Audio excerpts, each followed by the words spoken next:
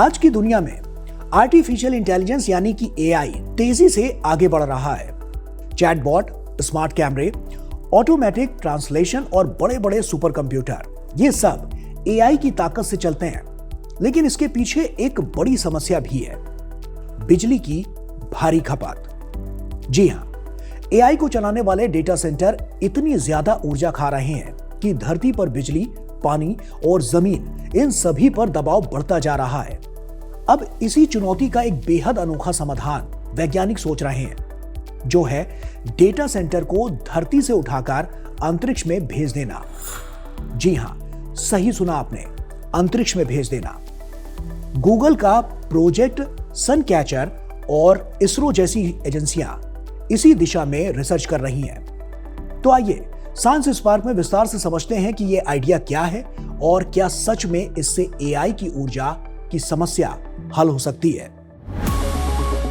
Google या इसरो ये कदम क्यों और कैसे उठा रहे हैं? गूगल हो या इसरो, इस तरह का कदम इसलिए उठा रहे हैं क्योंकि आने वाले समय में एआई को चलाने के लिए बहुत ज्यादा बिजली चाहिए होगी और धरती पर इसके समाधान सीमित हैं। आज एआई डेटा सेंटर इतनी बिजली खा रहे हैं कि कई देशों के शहरों पर दबाव बढ़ रहा है। इसीलिए गूगल सोच रहा है कि क्यों ना सूरज की सीधी और लगातार ऊर्जा का इस्तेमाल अंतरिक्ष में किया जाए। इसी सोच के तहत गूगल का प्रोजेक्ट सनकैचर अंतरिक्ष में सोलर एनर्जी से चलने वाले डेटा सेंटर की संभावना तलाश रहा है। वहीं इसरो अपने कम खर्च और भरोसेमंद रॉकेट्स का अनुभव का इस्तेमाल करके यह समझना चाहता है कि क्या भारत भविष्य में स्पेस बेस्ड डेटा सेंटर और स्पेस सोलर पावर जैसी तकनीकों में आगे निकल सकता है। गूगल अपने स्तर पर इसे कर रहा है और इसरो के वैज्ञानिक अपने स्तर पर अलग तरह से इसे डेवलप कर रहे हैं। आसान शब्दों में कहें तो गूगल अलग दिमाग लगा रहा है कि एआई को ऊर्जा कहां से मिले और इसरो अलग रास्ता तलाश कर रहा है कि उस तकनीक को अंतरिक्ष तक कैसे पहुंचाया जाए ताकि आने वाला भविष्य साफ, स्मार्ट और टिकाऊ बन सके। ऐसे में अब सवाल आता है कि ऐसा है क्यों? एआई डेटा सेंटर इतनी ज्यादा बिजली क्यों खपत करते हैं? एआई डेटा सेंटर इतनी ज्यादा बिजली इसलिए खपत करते हैं क्योंकि इनमें हजारों बेहद ताकतवर कंप्यूटर चिप्स यानी कि जीपीयू एक साथ दिन रात काम करती हैं। एक सामान्य डेटा सेंटर रैक जहां 5 से 10 किलोवाट बिजली लेता है, वहीं एआई के लिए बना एक रैक 20 से 40 किलोवाट तक बिजली खा सकता है। बड़े एआई मॉडल को ट्रेन करने में इतनी ऊर्जा लगती है कि एक अनुमान के मुताबिक सिर्फ एक बड़े भाषा मॉडल की ट्रेनिंग से उतनी बिजली खर्च हो सकती है जितनी 100 से 150 घर एक साल में इस्तेमाल करते हैं। और सिर्फ इतना ही नहीं, जितनी बिजली कंप्यूटर चलाने में लगती है उसका करीब 30 से 40% हिस्सा सिर्फ मशीनों को ठंडा रखने में चला जाता है, क्योंकि ये चिप्स बहुत ज्यादा गर्म हो जाती हैं। आज दुनिया भर के डेटा सेंटर मिलकर कुल वैश्विक बिजली की खपत का करीब 1.5 से 2% इस्तेमाल कर रहे हैं और विशेषज्ञों का अनुमान है कि एआई के बढ़ते इस्तेमाल के कारण यह हिस्सा 2030 तक 3 से 4% तक पहुंच सकता है।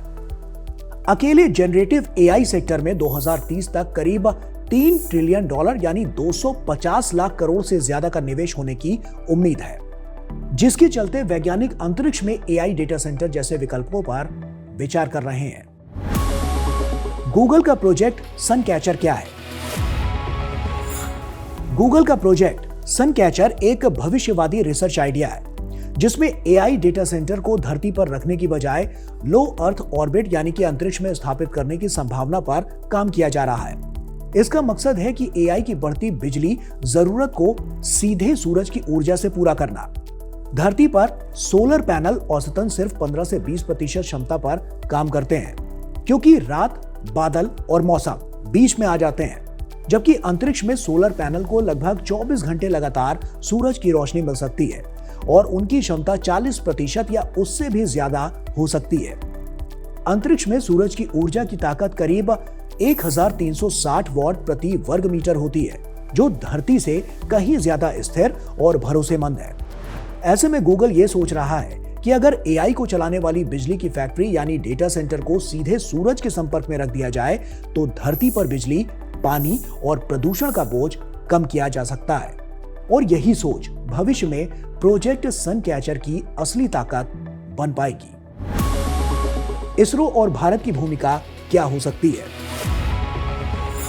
भारत के लिए यह एक बड़ा अवसर है, क्योंकि इसरो पहले ही कम लागत में सैटेलाइट लॉन्चिंग और अंतरिक्ष तकनीक में दुनिया में टॉप देशों में शामिल है। अगर भारत भविष्य में स्पेस बेस्ड डेटा सेंटर और सोलर पावर को अपनाता है, तो वो एआई को चलाने के लिए हर दिन बड़ी संख्या में कई मेगावाट बिजली बचा सकता है और साथ ही धरती पर पानी और जमीन पर दबाव भी घटा सकता है। एग्जाम्पल के तौर पर इसे समझें तो सिर्फ 1 गीगावाट क्षमता वाले अंतरिक्ष सोलर डेटा सेंटर से इतनी ऊर्जा मिल सकती है कि लगभग 8 लाख घरों की बिजली की जरूरत को पूरा किया जा सकता है। अब सवाल आता है कि इस तरह की पहल से धरती पर दबाव कितना कम होगा। अगर एआई डेटा सेंटर को अंतरिक्ष में ले जाया जाए तो धरती पर बिजली, पानी और जमीन पर दबाव काफी कम हो जाएगा। आज एक बड़ा एआई डेटा सेंटर रोजाना लगभग 3 से 5 मिलियन लीटर पानी सिर्फ कूलिंग के लिए इस्तेमाल करता है और इसकी बिजली खपत 10 से 50 मेगावाट तक होती है, जो कई शहरों की बिजली जरूरत के बराबर है। अगर ये डेटा सेंटर अंतरिक्ष में सोलर एनर्जी से चले तो धरती पर बड़ी मात्रा में पानी और बिजली बचाई जा सकती है। साथ ही दुनिया भर के डेटा सेंटर मिलकर जो 1.5 से 2% वैश्विक बिजली खपत कर रहे हैं, उसमें भी कमी आ सकती है। संक्षेप में कहें तो आंकड़े साफ बताते हैं कि एआई की ऊर्जा मांग आने वाले सालों में विस्फोटक रूप से बढ़ने वाली है।